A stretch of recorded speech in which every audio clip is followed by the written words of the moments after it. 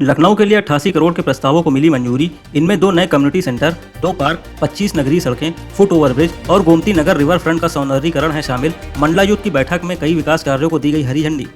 कम मानक संख्या वाले प्राथमिक स्कूलों के बच्चों को निकटवर्ती दूसरे स्कूलों में भेज रही यूपी सरकार। गोरखपुर जिले से हुई इसकी शुरुआत। वहीं शिक्षक संगठनों ने इसके विरोध में सेव विलेज स्कूल के नाम से चलाया व्यापक अभियान। लखनऊ में एमएसएमई योजनाओं पर विशेष सम्मेलन।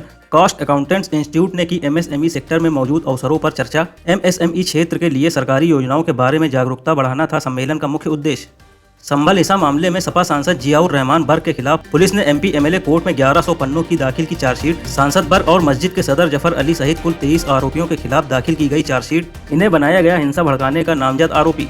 केंद्रीय मंत्री पीयूष गोयल ने जेम पोर्टल पर सरकारी खरीद किए जाने की पहल पर की सीएम योगी की तारीफ। केंद्रीय मंत्री ने योगी को पत्र लिखकर दी बधाई। गोयल ने लिखा कि जेम पोर्टल के जरिए सरकारी खरीद बढ़ाने में यूपी का खास योगदान रहा है। वहीं जेम पोर्टल से सरकारी खरीद बढ़ने का साझा किया डाटा।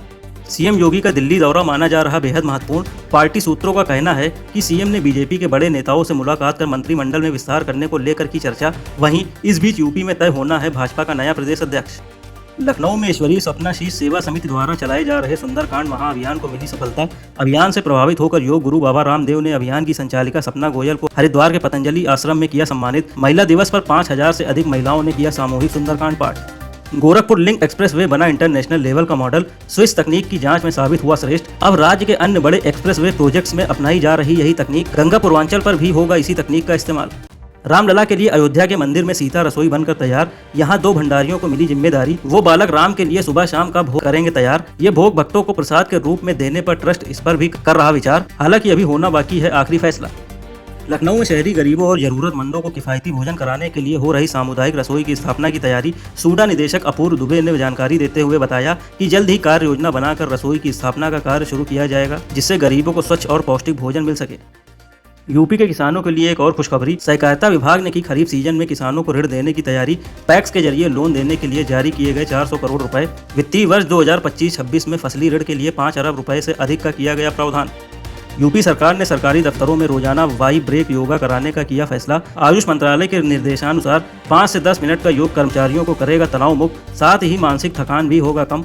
योग को दैनिक जीवन का हिस्सा बनाने के लिए डिजिटल प्लेटफॉर्म की मदद लेगी सरकार। 21 जून को योग का मुख्य मंच बनेगा राजधानी लखनऊ। राज्यपाल और मुख्यमंत्री राजभवन में करेंगे योगाभ्यास। अपने अपने जिलों में होंगे 53 प्रभारी मंत्री। इस आयोजन के माध्यम से लखनऊ समेत पूरे प्रदेश में योग के प्रति जागरूकता बढ़ाने का दिया जाएगा संदेश। लखनऊ में इस्कॉन की रथ यात्रा की शुरू हुई तैयारियां। 27 जून को निकलेगी श्री जगन्नाथ रथ यात्रा। यात्रा के मार्ग पर भक्तों ने किया हरिनाम संकीर्तन। इस्कॉन लखनऊ के भक्तों ने कीर्तन करते हुए किया नगर भ्रमण। पूर्वोत्तर रेलवे लखनऊ मंडल में लगातार 2 दिनों से चलाया गया टिकट चेकिंग का सख्त अभियान। मंडल रेल प्रबंधक के निर्देश पर हुई कार्रवाई। 2 अलग अलग दिनों में बिना टिकट या अनियमित यात्रा करते पकड़े गए कुल 110 यात्री। इन यात्रियों से वसूला गया कुल 59,000 रुपए का जुर्माना। केंद्र सरकार के टोल टैक्स को लेकर लिए गए बड़े फैसले को यूपी में जल्द लागू कर सकती है योगी सरकार। इससे यात्रियों को बार बार रिचार्ज करने से मिलेगी मुक्ति। इस स्कीम के तहत 3000 रुपए का रिचार्ज करके साल में की जा सकती है 200 यात्राएं। टाटा इलेक्ट्रॉनिक्स ने बनाई भारत की पहली सेमीकंडक्टर निर्माण इकाई। गुजरात के अहमदाबाद में टाटा समूह और उसके विक्रेताओं के प्रवासियों और स्टाफ सदस्यों के लिए प्रदान की जा रही 1500 आवासीय आवासों के निर्माण की सुविधा, जहां संगठन स्थापित कर रहा भारत की पहली सेमीकंडक्टर निर्माण की सुविधा। कनाडा की खुफिया सुरक्षा एजेंसी CSIS ने की पुष्टि। भारत विरोधी तत्वों के लिए एक सुरक्षित पनाहगाह बना कनाडा। खालिस्तानी चरमपंथी मुख्य रूप से भारत को निशाना बनाकर हिंसक गतिविधियों को बढ़ावा देने के लिए कनाडा की धरती का कर रहा इस्तेमाल। धन जुटाने और योजना बनाने के लिए हो रहा कनाडा का उपयोग। G7 के मंच से आतंकवाद को लेकर पीएम मोदी का दुनिया को सख्त संदेश। कहा कि आतंकवाद का समर्थन करने वाले देशों को पुरस्कृत किया जा रहा है, लेकिन इन देशों को इसकी कीमत चुकानी पड़ेगी। वहीं पीएम ने पाकिस्तान को आतंकवाद का समर्थन बंद करने की भी दी चेतावनी। इंग्लैंड के कप्तान बेन स्टोक्स का बड़ा बयान। कहा, भारतीय टीम को अनुभवहीन कहना उचित नहीं होगा। बुमराह एक चुनौती है लेकिन भय नहीं है। भारत के खिलाफ 5 मैचों की टेस्ट सीरीज में टीम की रणनीति का आधार बेसबॉल शैली जरूर होगी, लेकिन इसका प्रयोग परिस्थितियों के आधार पर किया जाएगा।